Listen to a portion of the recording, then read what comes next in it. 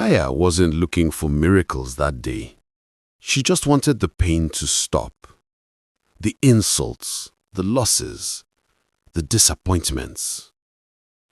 But as she sat on the ground crying, clutching her empty cooler, a shadow fell over her.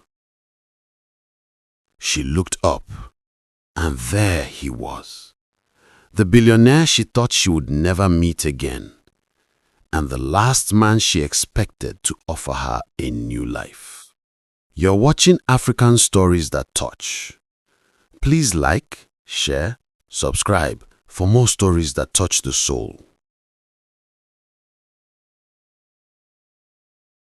The perfume section of Lumiere Luxury was quiet, too quiet for a Saturday.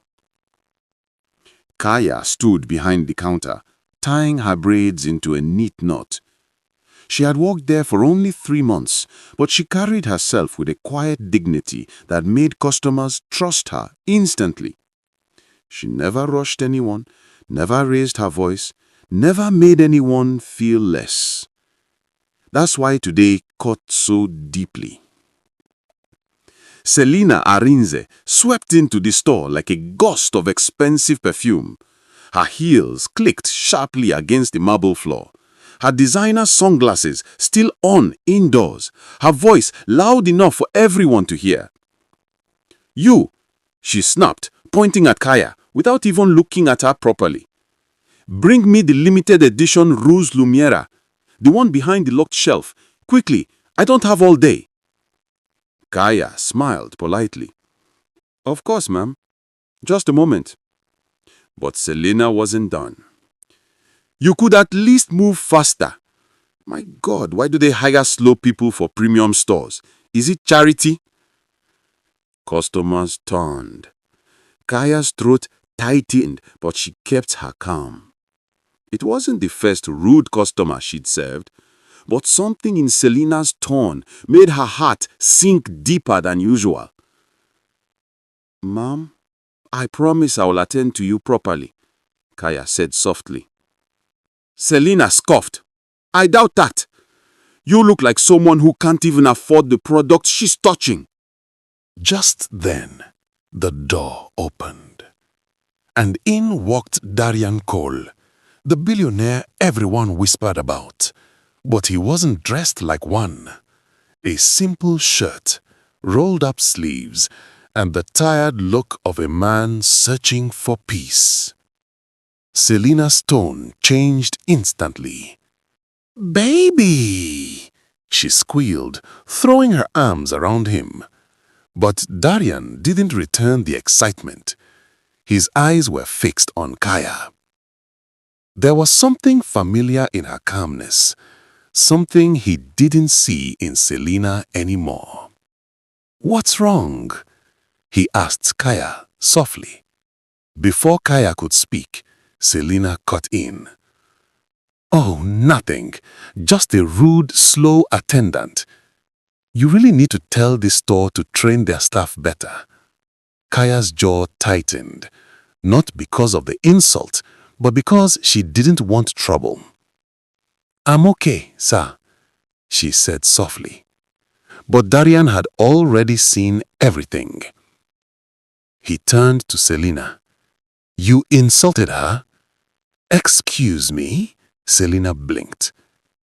He walked closer to Kaya, lowering his voice. "Are you all right?" "Yes, sir," Kaya said, forcing a smile. "I'm used to it." Something shifted in Darian's eyes. Anger, disappointment, clarity. He turned to Selina with a voice colder than marble. "If you can insult a woman who is just doing her job, a woman who has shown nothing but respect, then maybe we shouldn't be discussing a wedding." Selina froze. "Darian, wait, you can't be serious. She's a nobody." Kaya flinched. Darian's expression hardened. "That nobody has more dignity than you've shown today." The store went silent. Selina laughed in disbelief. "So you're choosing a short girl over me?" Darian stepped beside Kaya. "No," he said calmly. "I'm choosing character over cruelty." Selena's face fell. And for the first time that day, Kaya looked Darian in the eyes, surprised, grateful, and completely unsure of what this moment meant. But he knew. He had just discovered something rare, something real. And the woman who possessed it had no idea. She had just changed the course of his life. Selena's face hardened as the whispers around her grew louder. She hated humiliation, but what she hated more was being corrected in public. And in her mind, Kaya had become the cause of all this. She forced a smile, grabbed her purse, and marched out of the store, but not before shooting Kaya a look filled with icy hatred. Kaya exhaled shakily, steadying her hands on the counter. She had endured insults before, but something about this one lingered like smoke in her chest. Maybe because it came from someone who clearly knew nothing about struggle, yet wielded power like a weapon. Darian lingered at the door before leaving. "If anyone speaks to you like that again," he said softly, "walk away. Your peace is worth more than a seal." Kaya nodded, her throat tight. "Thank you, sir." And then he left, unaware that fate was quietly weaving their lives together. Selena had barely reached her car before she pulled out her phone, her fury boiling over. "Get me the manager of Lumiere Luxury," she snapped to her personal assistant. 30 seconds later, the line connected. "This is Mr. Thompson, manager. How may I—" "Fire her." "Madam, who?" "The useless attendant with the braids. Fire her today, or I swear on my name I will never shop in your store again, and neither will any woman with class." The manager froze. Lumiere Luxury relied heavily on wealthy socialites like Selena. Her influence was powerful, dangerous. "Madam, please calm down." "Fire her." The call ended. Mr. Thompson sank into his chair, massaging his temples. He liked Kaya. She was respectful, hardworking, and unproblematic. But he also knew the power Selena held among the wealthy elite. One angry word from her could cut their sails in half. He sighed deeply. And just like that, Kaya's fate was sealed. The next morning, Kaya came early, as usual, humming softly as she arranged perfume bottles.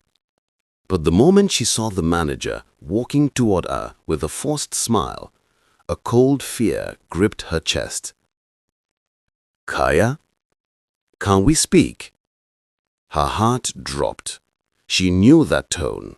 She had heard it once before, years ago, when a previous employer had let her go because she did not fit the image. She followed him into the tiny office. "I'm afraid," he began, refusing to meet her eyes. "Your services will no longer be needed." Kaya blinked. "Sir? Did I do something wrong?" "No," he said quickly. "No, Kaya. You've been an excellent staff, one of the best. But a high-profile client made a complaint. She threatened to damage our reputation." Kaya closed her eyes for a moment. She didn't need to ask who. I need this job," Kaya whispered. "My rent is due, my mother's meds." "I am truly sorry," the manager said, his voice cracking. My hands are tied. You'll get 2 weeks' pay. 2 weeks' pay wouldn't last 4 days. Taya bit her lip to stop it from trembling. Thank you for the opportunity, sir. Kaya had never known how loud the world could be until she found herself outside under the blazing afternoon sun, carrying a cooler box filled with pure water sachets. Her first day on the street felt like stepping into another universe. People brushed past her, cars honked like angry beasts, hawkers cut across the road with impossible speed. The city moved like it didn't have time for anyone's pain. Kaya pulled her mother's old scarf tighter around her head and whispered to herself, "Just start, one day at a time." The little severance money the store gave her had gone straight into buying her first cooler, 2 packs of pure water, and a small umbrella she stuck into the soil by the roadside. It wasn't glamorous. It wasn't what she dreamed of, but was what she had. "Pure water! Cold pure water!" she called out, her voice shaky at first, but growing louder as the hours passed. Sometimes people ignored her. Sometimes they shooed her away. Sometimes they bought, and she smiled as if they had handed her gold. By the second week, she added soft drinks. By the third, small snacks, chin-chin, gala, donuts wrapped in nylon. She created her own tiny roadside empire. Every evening, no matter how tired, she stopped at Baba Tobi's local contribution shed. She would wipe sweat from her forehead, straighten her back, and drop 1,000 naira with the elderly man. It will all add up one day, she told herself.